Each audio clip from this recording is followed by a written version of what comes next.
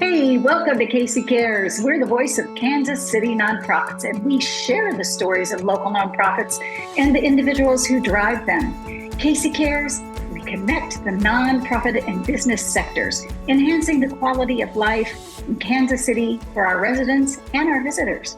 This Casey Care segment is brought to you by the Ewing Marion Kaufman Foundation, www.kaufman.org. I'm Ruth Bombigas.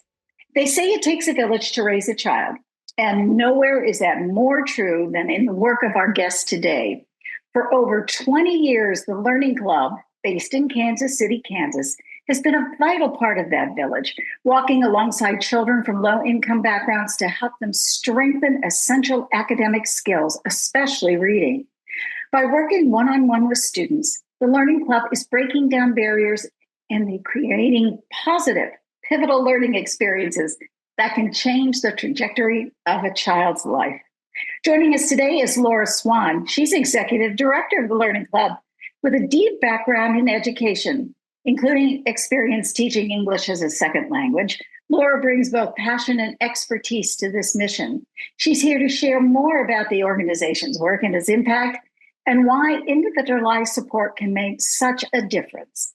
Laura, welcome. It's so great to have you on the podcast. Hi, Ruth. Thanks for having me. Well, we're going to dive into all things Learning Club, but let's start where you begin, because I think you were kind of born for this work. Share with us a little of your background story coming to this. Yes, thanks for saying it just like that, because it feels that way to me as well. So I grew up just outside of Detroit in Michigan and always had a passion for reading and literacy and for social justice as well.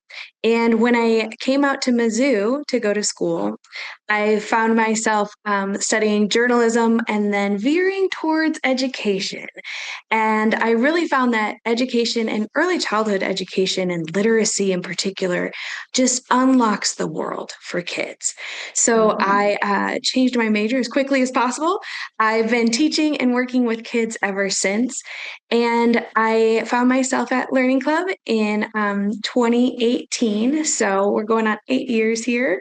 And I've really enjoyed that Learning Club is a place where we can do all of the great educational work and make a real impact, but have some flexibility to, like you said, to meet kids where they are, to individualize the experience, and to really change the trajectory for children and to uplift communities and families.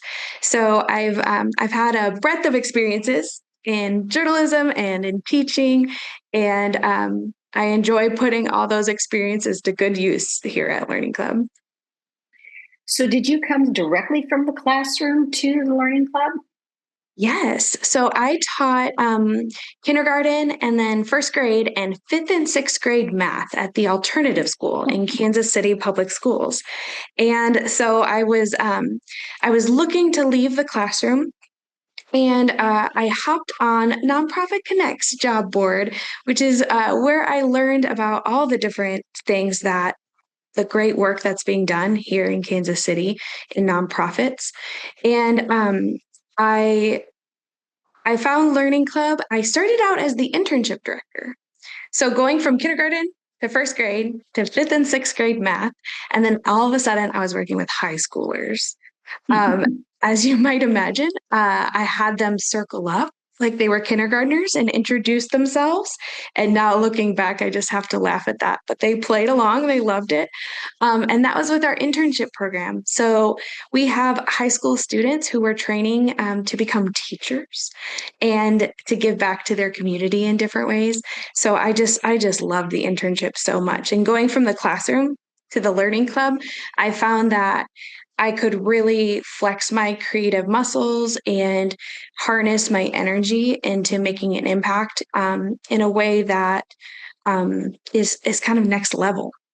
So I've moved through Learning Club. I was the director of operations for about 4 years.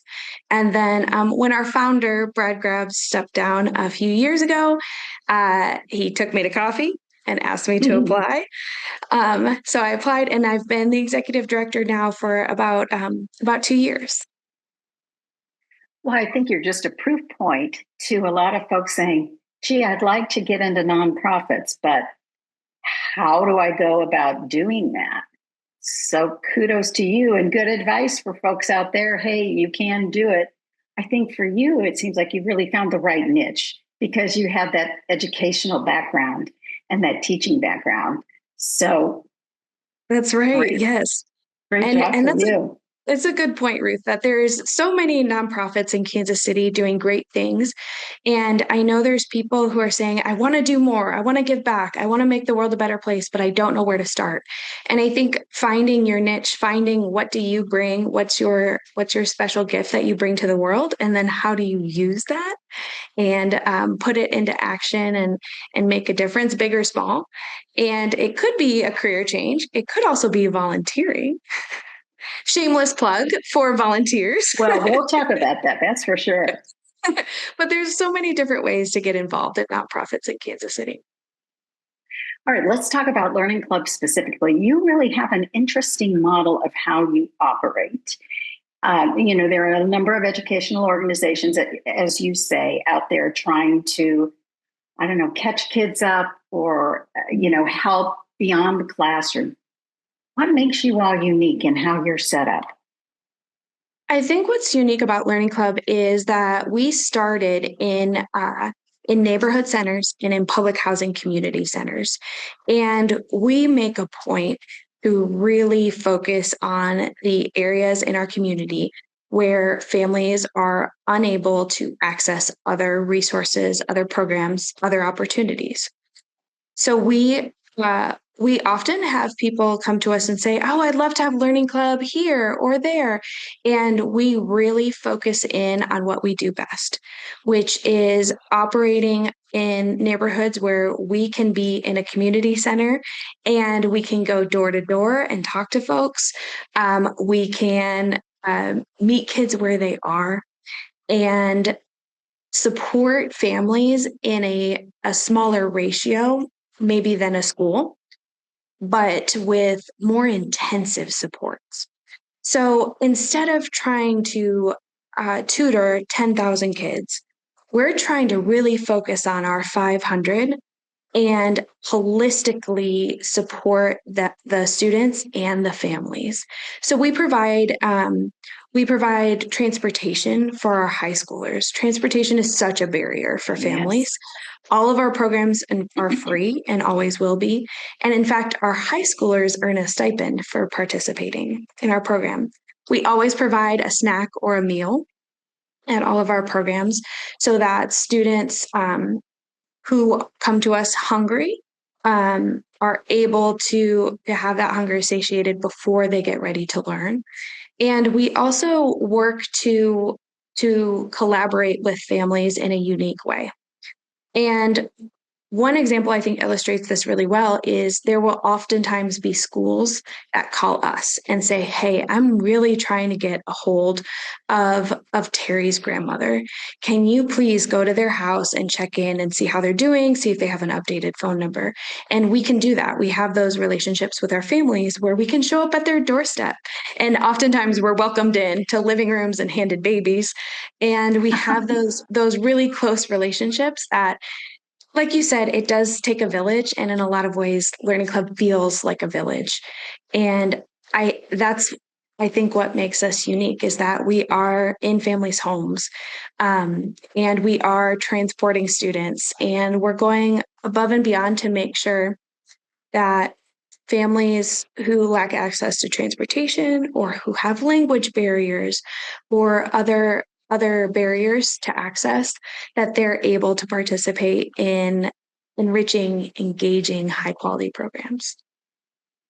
How do these kiddos come to you? Is there an application process? Is it the schools identify? How does it happen? That really is program specific. For our after school program in particular, which was how Learning Club started, and our biggest program at this point, our after school program, which is in community centers and public housing community centers as well. And that is a lot of word of mouth. Kids come year after year. They see that the doors are open. They know it's a learning club day, and they come running. And then when new families join the neighborhood, they're welcomed into the fold as well. They're invited by their friends or their cousins. And then at the beginning of each school year, we do a welcome back event, or we go and knock on doors and let families know Learning Club is starting again. And we find that that in that way, families make their way to us. Because we're in community centers and because we don't advertise our tutoring services to the wider community, we really are focused on the students who live there, who live within walking distance, which makes it very easy to recruit. For our high schools, we go into the high schools and we present information about the internship program, and then students do apply for that. We had, I believe, 160 students apply for that, and we are limited because we have one 15-passenger van, but we were able to accept about 90 high schoolers this year, and that Wow. and that that continues to be the average from year to year, about 90 to 100 high schoolers who they come and they receive an hour and a half of training, and then an hour and a half they tutor a younger student as well. So students come to us all different ways. Every once in a while, we will have a teacher or a school that reaches out and says, hey, I really need to get this student into a learning club program, and we'll find a way to make that happen. So can kiddos just drop by? Or do they have to be signed up so that everybody's on the same page? Good question. And family engagement, parent involvement, call it what you will, is also a barrier. People are busy and adults are being pulled in more directions and having to do more with less. And so we never want a student or a child to be unable to access our programs because their parent is working two jobs or because English is their fourth or fifth language. So we have a registration form, and we strongly encourage registration forms, but we do not turn students away. So there are students who turn in their registration form every single year, and there are students who we're just not really sure what their full legal name is. And we still just open the doors because students walk over after school. It is open to the community. And we also have students that they're in 9th and 10th grade, and they don't want to come sit with me and work on their homework after school. I don't know why. But they will still come by and say hello and check in and get a snack.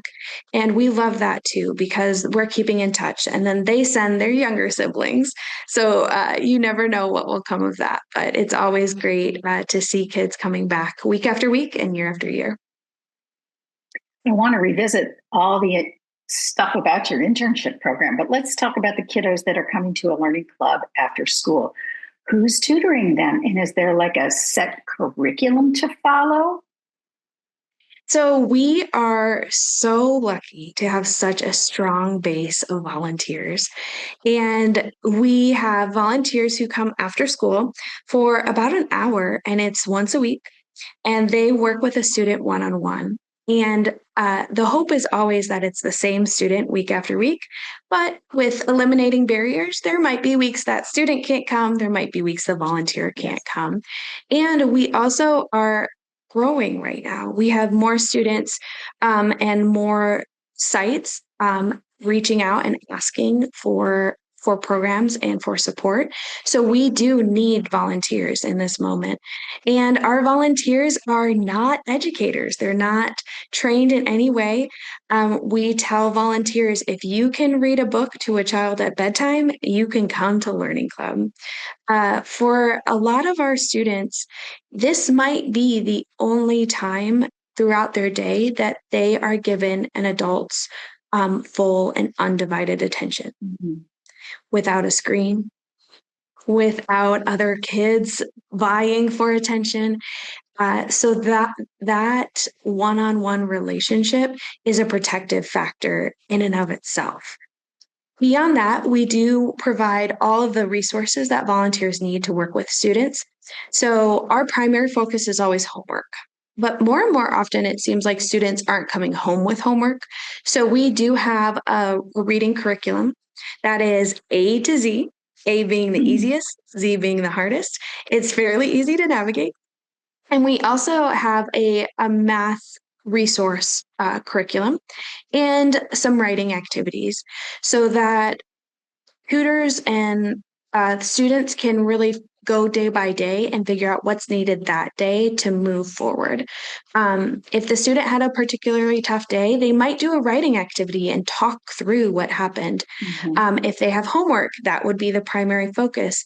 If it's a typical day and everyone's feeling great and ready to go, they might jump right in with reading a book and doing a leveled reader activity, which is really just a magic worksheet that works with any book.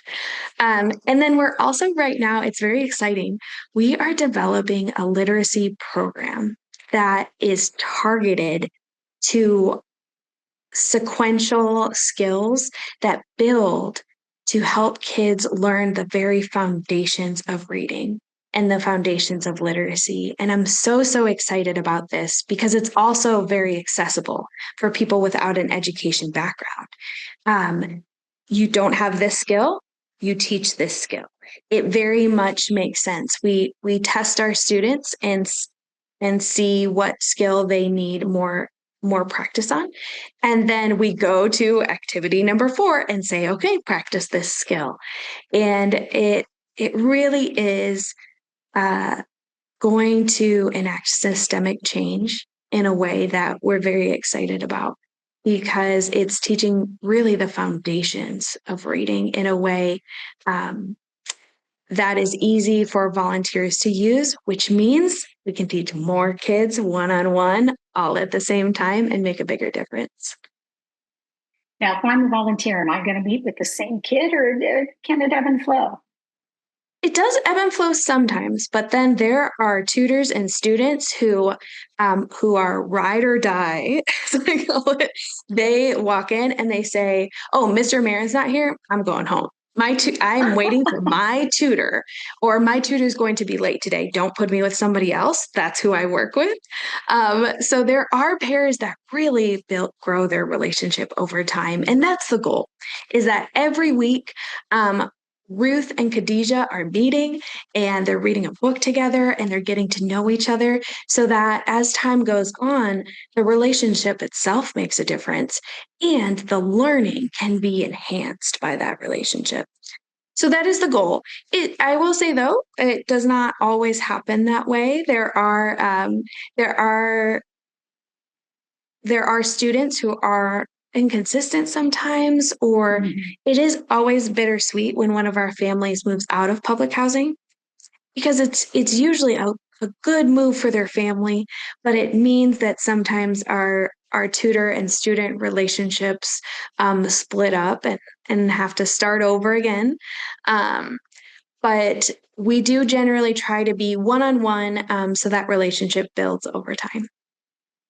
We're talking to Laura Swan. She's the executive director of the Learning Club. All right, before we leave volunteers, what is the best way for folks to get to you and sign up or learn more information? I'm so glad you asked. We need volunteers.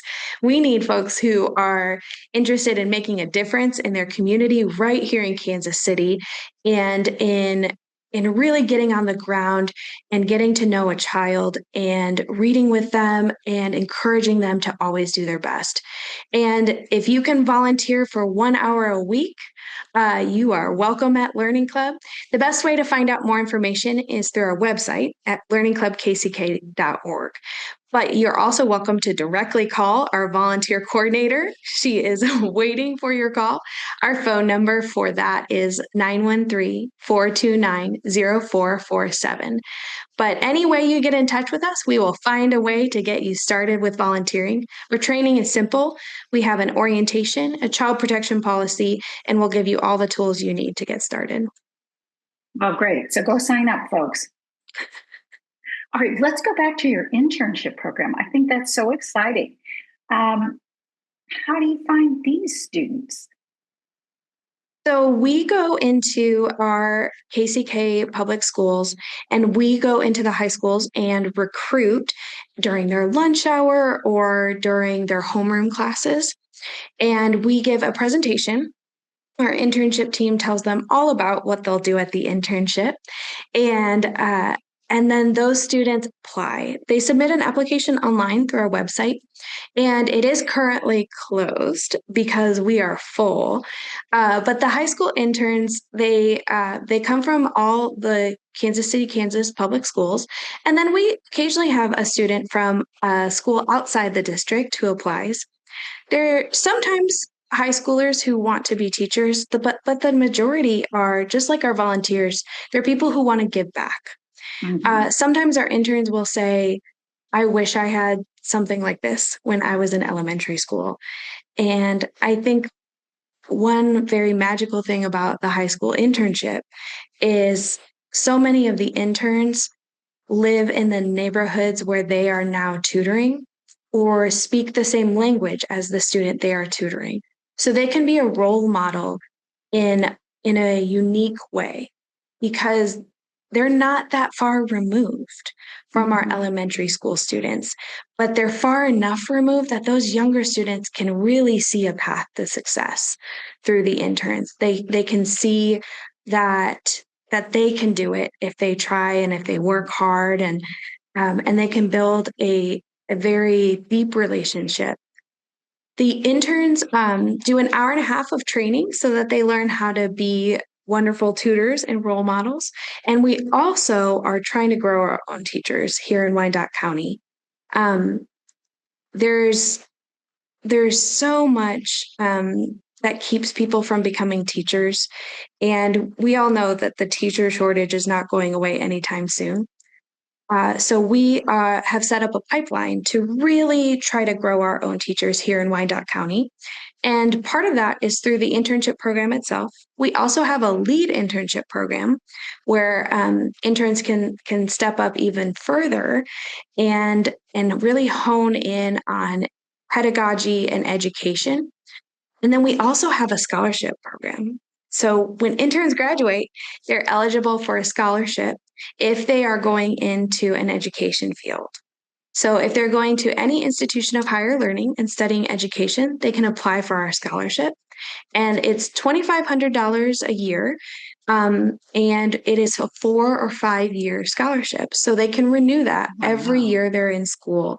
And we also keep in touch with our scholarship recipients and try to support them in any way that we can. And I'm very happy to say that we have at least 4 former interns who are now active teachers, Oh, 3 that's in great. our school district. Yeah. So those interns have come full circle and are now teachers in our KCKPS elementary schools. That's fantastic to see that pay forward. Are any of the current interns, or have you had interns who've actually gone through your program We and have. been the kiddo being tutored? We have, and we even have some interns who come one day as a student and meet with an adult, and then they come another day as an intern and they tutor a student. And we absolutely welcome that because there are high schoolers who need help with their homework or who Yeah. need help with reading. So they do come twice a week sometimes. We have students who've become interns. Absolutely. I think we're at about 20 of our current interns who are former students. And then we have students who become interns who become staff members as well, which Oh, is terrific. really special. And again, just elevates that relationship and elevates Yes. the connection and the potential for learning when students can see themselves in a leader. How many sites are you at? We have 28 sessions a week at this Wow. point. So there are lots of opportunities to get involved.